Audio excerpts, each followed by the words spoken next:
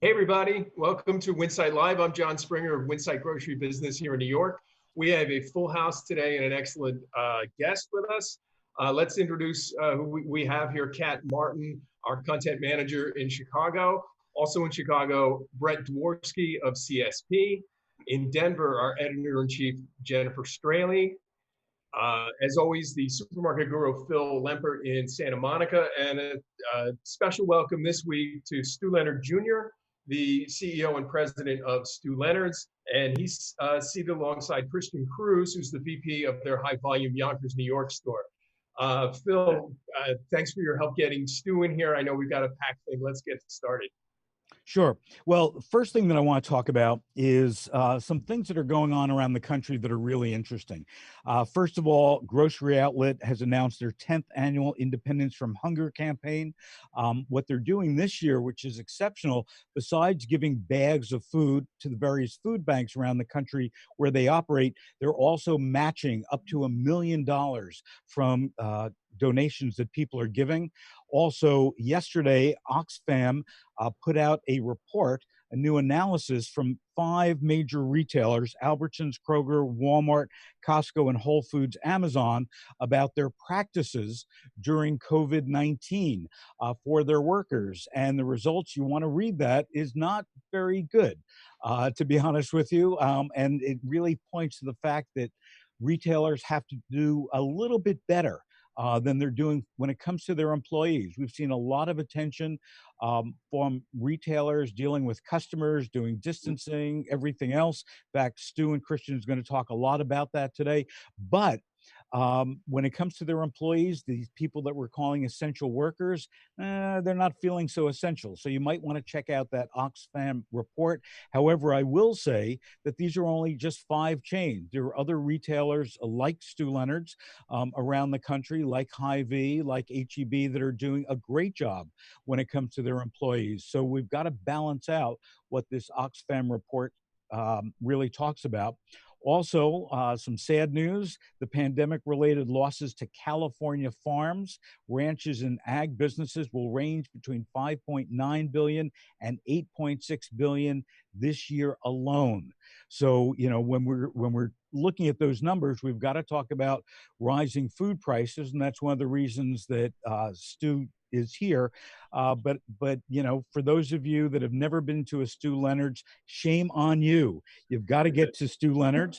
Stu and I go back from when Tom Peters wrote in Search of Excellence, and really highlighted what Stew Leonard's, the store, and Stew Leonard Senior and Junior were doing at that point in time, and it was groundbreaking.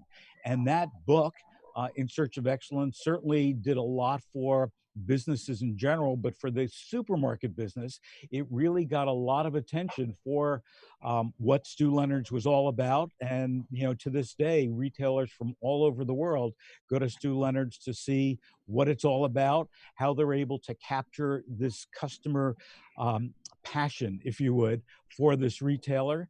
I know that Jen has been there before on road trips and so on, and we're going to get to that. But first, Stu, welcome.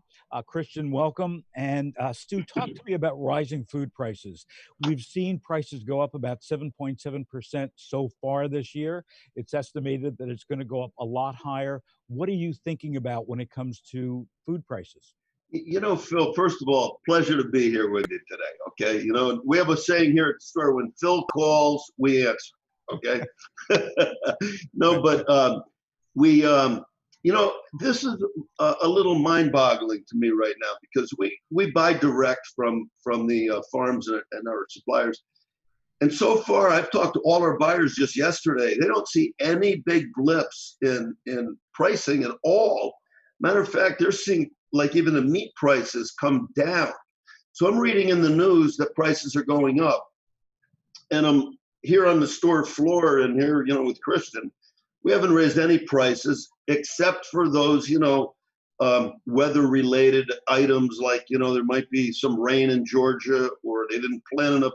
The normal supply and demand issues that happen every year with any product that they have a problem with weather-wise or whatever. But I anticipate prices actually going down.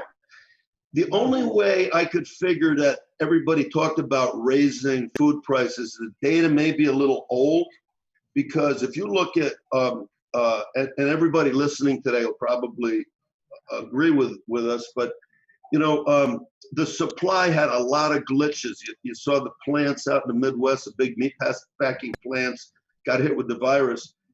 Obviously, supply and demand, it was really hard to get beef. You saw the panic buying that went on. Prices did go up on beef, okay? There was so much volatility in the market. I've never lived through it. Have you? No. Never lived through it in my 50 years being in the business. It was a wild, crazy time. And I think some of the data maybe they have is from that blip on the screen, which was during the height of the COVID crisis. Well, one of the things, Stu, that I've talked to a lot of retailers about, especially independent retailers such as yourself, you, as you pointed out, have been working with farmers. You've been working direct with these people for decades, forever. Yeah.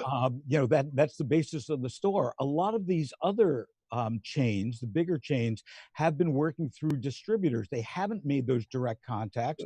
Now we're starting to see them copy Stew Leonard's. Publix, for example, because of the pandemic, have started working directly with farmers, to get the goods and so on. So, again, you were ahead by 50 years. What can I tell you? Well, you know what though, Phil, I will tell you right now, I have a lot of IOUs out to our suppliers. We've been dealing with them for 20, 30 years. I'm dealing with some of their kids right now. My dad used to deal with their fathers, and I did have to get on my knees a few times and bend a knee, I guess, as they say in Game of Thrones there. But I've really asked them for help. And fortunately, through the pandemic, we had our shelves fill. Not of every item, obviously ran out. We had to source items, some from the restaurant industry, but we at least had the food and the product up on the shelves. Jen? Yeah, so Stu, I recently watched your April PSA. That was the YouTube video of you taking a safe trip through your store. And I brilliant. I mean, in a very personal and reassuring way, you not only went over the safety protocols that you have in place, but you also showed that you have a lot of product in the store to buy. Right. What was the feedback on that, and what's the customer feedback been on how Stew Leonard's has handled safety during the pandemic? Well, yeah, what we've really gone through this whole pandemic with is that, and I think all of us who are retailers, even the C-stores and everything, I think we're building a relationship that's a little different with customers than it was yesterday. And the pandemic, I think, is going to change the landscape of retailing quite a bit. But, things like you just mentioned there, we've been doing a lot of. I've done 21 videos just internally for our team members. We hired a doctor from, actually we didn't hire him, they loaned him to us, but he was out in the town of Hempstead in Long Island, which is 2 million plus people out there. But he was right on the front lines in the New York hospitals, and we had our people ask us, what are 16, they came up with 16 questions. So it's sort of like an FAQ.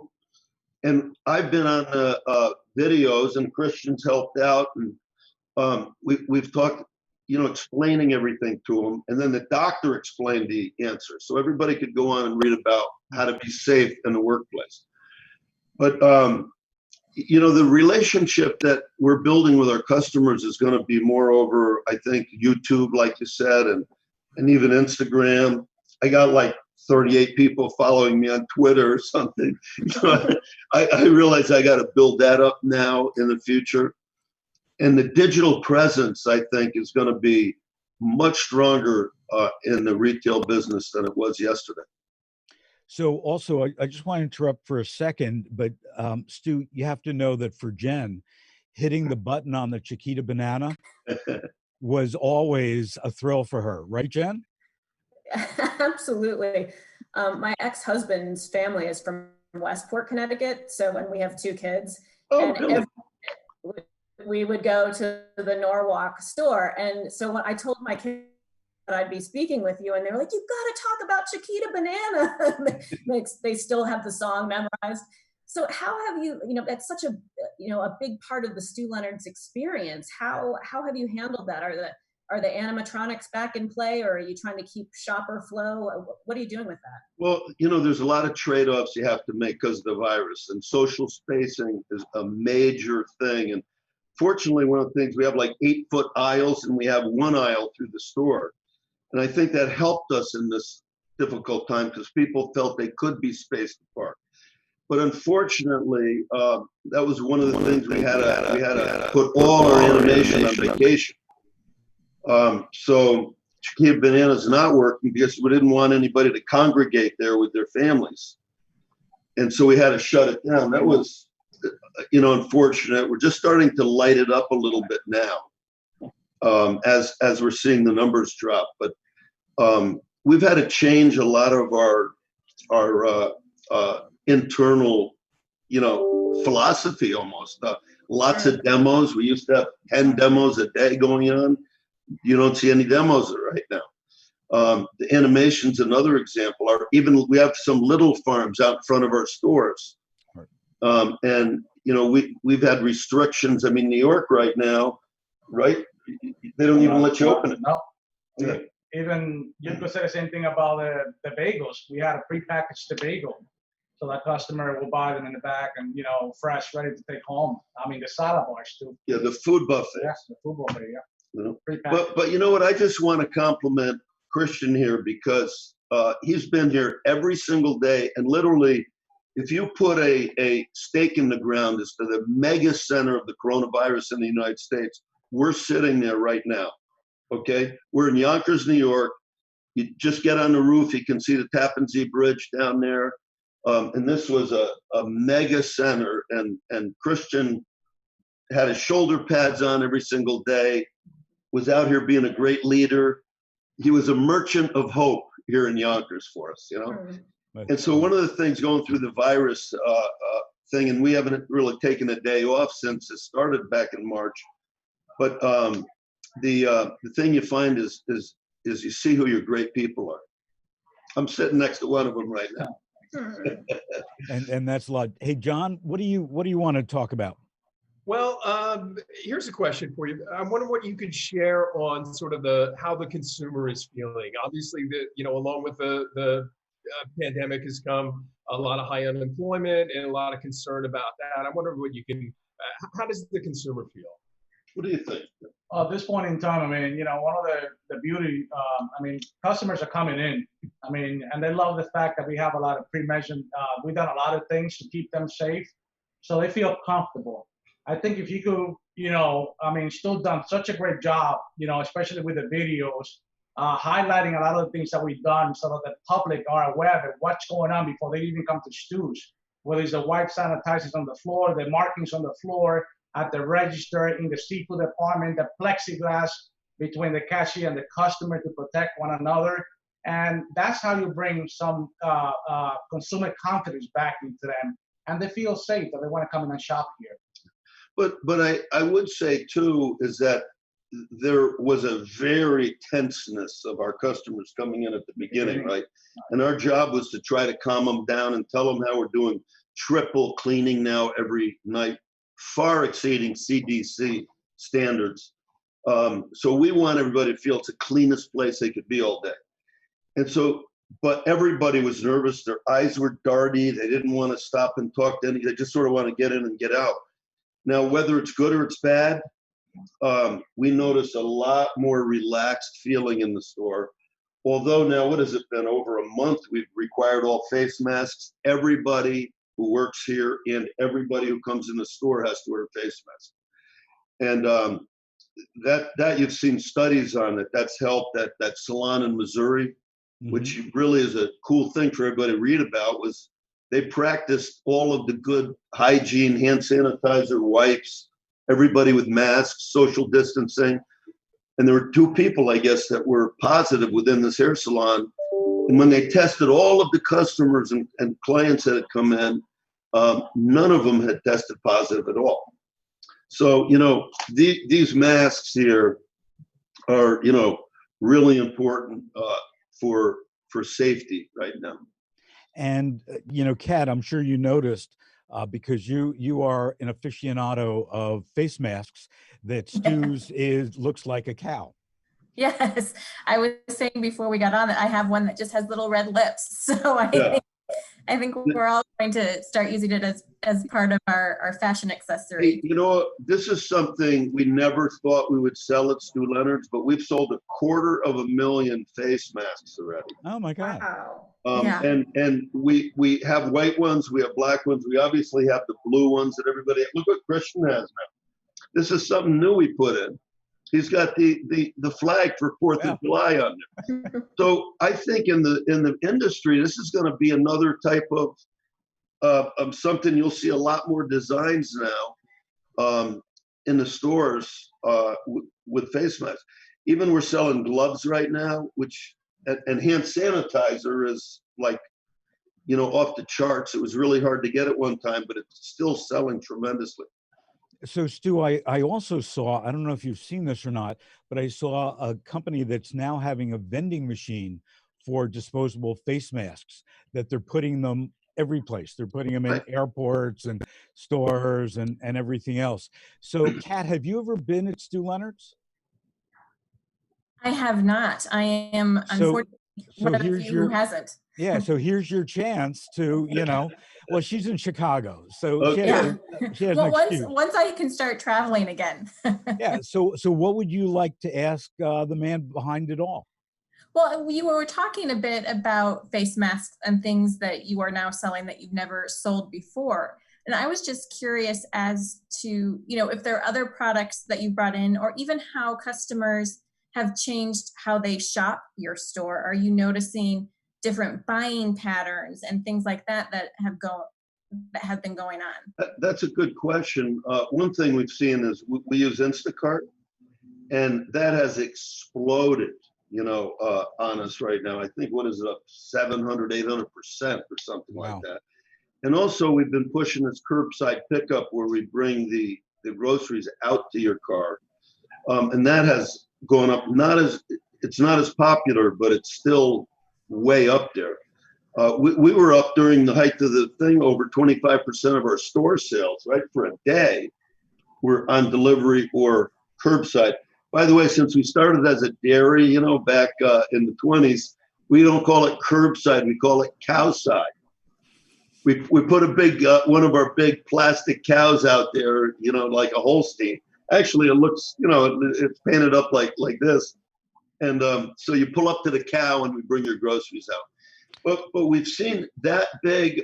We've also seen people buying in bulk more right now because, with the restaurant industry came to us with a lot of their institutional type packaging. And since all the kids are home and the restaurants were closed, we tried like a 5-pound bag of French fries. It was in a pillow pack. We never thought we would have sold it. How's it selling? Great. It's doing really great.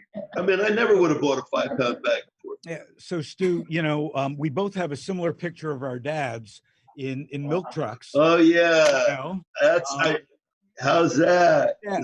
So basically, maybe we're going to see the return of the milkman.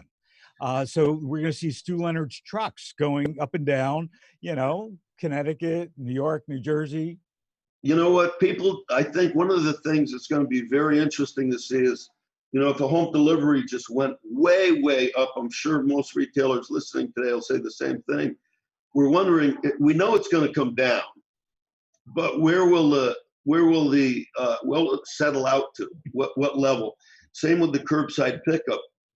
And I think it's a positive thing for the restaurants right now because, like, for instance, Rayo's down in New York, Sure. It's a famous, well. you can't get in there, right?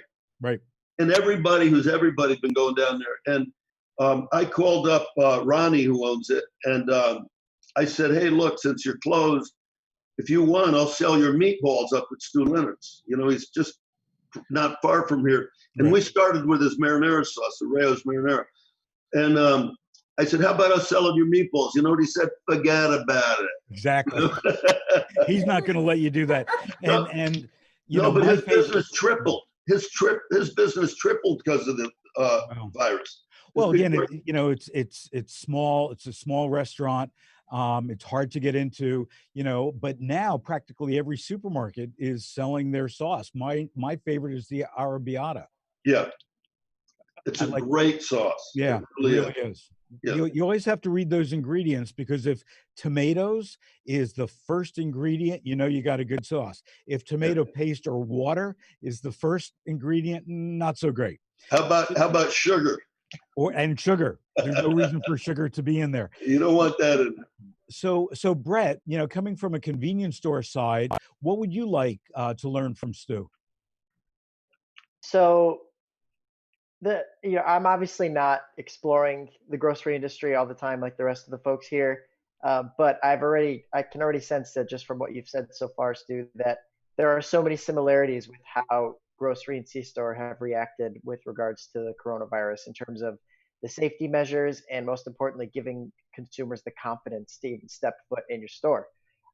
So kind of a two-part question here. First, I want to ask you, what's the biggest lesson or some of the biggest lessons you've learned since the start of the pandemic? And what do you see for the future of grocery as we really move through this and try to get past it? Well, you know, first of all, I just want to say, everybody who may be listening from the convenience stores, I love what your whole industry did. And I've spoken to your industry group at one time. And I'm friends with Dee Darling there at Quick Check there. And you know, it's really cool what you guys are doing with fresh foods, and how you're sort of coffee, and how you're really reinventing the inside of the convenience stores. You know, I think my feeling right now is that, you know, I'm sorry, what was the first question again that you asked me? Sure. So just the key lessons or the big lessons you've learned from the pandemic. I think one of the things that you know, we all deal with centralization versus decentralization. You know, how much authority you give other people to make decisions. And you know, a lot of people want to centralize everything and have one person do it in a corporate office. What I noticed during the pandemic, my biggest management lesson is that there's pros and cons to each one, but when a crisis hits, it's really good to be decentralized. Because, you know, I'd walk in and I'd see things that I didn't even know happened. You know, our team just went and they pulled the trigger. You know, they made decisions on things that I hadn't heard about. Maybe they didn't even ask me. They just went ahead and did it. And you know what? It allowed us to pivot quickly, to react to each one of the communities, because we're in New York here with Governor Cuomo, who's taken a pretty tough stance on the virus. Things were different down here in Yonkers than they were, say, at our stores in our Paramus, New Jersey store, where Governor Murphy had certain things. And then you have Lamont in Connecticut. So I realized one thing, how great it is to have a nimble, quick-moving management team. And so that's probably one of my lessons. But another thing too is I was able to really pick off our superstars during this pandemic, because, you know, we gave everybody the opportunity to stay home if they wanted to. You know, who worked at the store, and there were some people that said, "Hey, I want to take a month off right now." You know, put a lot of pressure on all of us at the store. Sure. We respected their decision. It could have been health issues, whatever. But there's other people that you saw them step up in tough times, and they kept their calm. They kept their sense of humor. They said thank you a lot. They treated their people really well and thanked them and motivated the team. And you know, I found a little group of superstars around Stew Leonard's from this whole crisis that happened. And then as far as the other question is, what the future of retailing? Was that your other question? Yeah, the future of grocery. Where do you see it going? In spite of all this happening. You know, it's everybody's been talking about that even before the pandemic. You know, where is retail going? I think definitely a lot of people have tried the internet and buying things off the internet, but it really has, to me, put even a greater spotlight on the perishables.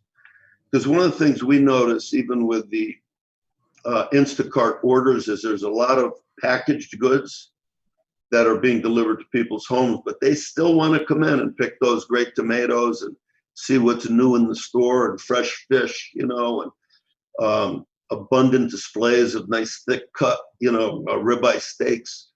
We got to make it really an adventure, like a big farmer's market for people to shop in.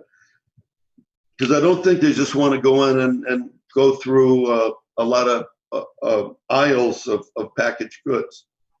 So I think it's going more fresh. I think I want to bring more of the animation back into it, making it fun for the kids, which is another thing. You haven't seen many kids in the store like we used to, which I can agree. I'd want to leave my kids home too during this. But, so anyway, that's and delivery is going to be bigger too in the future. So Stu mentioned Dean Durling, and Dean, Stu, and I are part of a very special club. It's called the SOBs, and it's not what you think. It's Sons of Bosses. So Stu, obviously, with Stu Senior, Dean had Carlton Durling, who was fighting him tooth and nail about Quick Check. I remember that, you know. And Quick Check, in my opinion, is one of the best C-store operators that are out there, and they were way ahead of the curve with a lot of what they were doing. And you know, me working for my dad. So we're all SOBs, Stu. Oh, who else you bringing in? You know what? I just want to show you what a family business is all. No, you sit down. There's my wife, Kim, right here. Hey, Kim. How are you? So, yeah. No, go ahead. She's a sommelier, and she works, you know, helps out in a wine store like that. So when we go, yeah. In closing, what's the wine of the day that we should be buying? Well, right now, probably rosé. Rosé is really popular right now. And what's your favorite brand? I don't know that I have one particular favorite brand of rosé. There's so many good ones. It's kind of like asking what your favorite child is. So. Yeah, but you know what? It depends on also what you want to do with it. But if you want a couple like cool little stories behind it, Bon Jovi and his son Jesse came out with a rosé called Hampton Water. Okay, right. So you know, that's sort of cool. If you're going to somebody's house, bring a bottle of that. There's a little Bon Jovi story behind it. Yeah. And the second thing that's really popular by Woofer Estates out in Long Island called Summer in a Bottle. And it's a gorgeous, beautiful bottle with flowers and everything on it. We usually run out of it every year. We're allocated. We can't get it. This year, there's plenty of it because the restaurants are closed. Right. So you know, I don't know if you could get in Chicago Summer in a Bottle, but those are two cool rosés, right? They're both. I'll have to start looking for it here. Huh? Or the Maribel, Brad Pitt and Angelina Jolie. Oh. Yeah, the Maribel, right, with Brad Pitt and Angelina. Yeah. So you know, you need a little story behind everything, right? And Stew Leonard's is always about stories and fun and great food and great entertainment. And Stu and team, thank you so much for joining us today on Winsight Live. And you know, be safe, be well, and I gotta order one of those cow masks. Hey Phil, also if I could thank, I know you have a lot of people from the retail industry. I just want to thank all of them watching today, because being part of an essential business, I think we did a lot for our communities, and we were able to provide food for all the families. I know a lot of people, I've talked to a lot of my friends in retail, and it's been a tough battle, you know, to go through. And we've been out on the front lines. I want to thank everybody listening for doing your part to help. We were part of the economy, you know, we never closed down. So anyway, thanks to everybody. And thank you, Phil, and the whole gang there. Thank you, Stu. And we'll talk again soon. Okay. Bye, guys. Bye. Thank you. So long.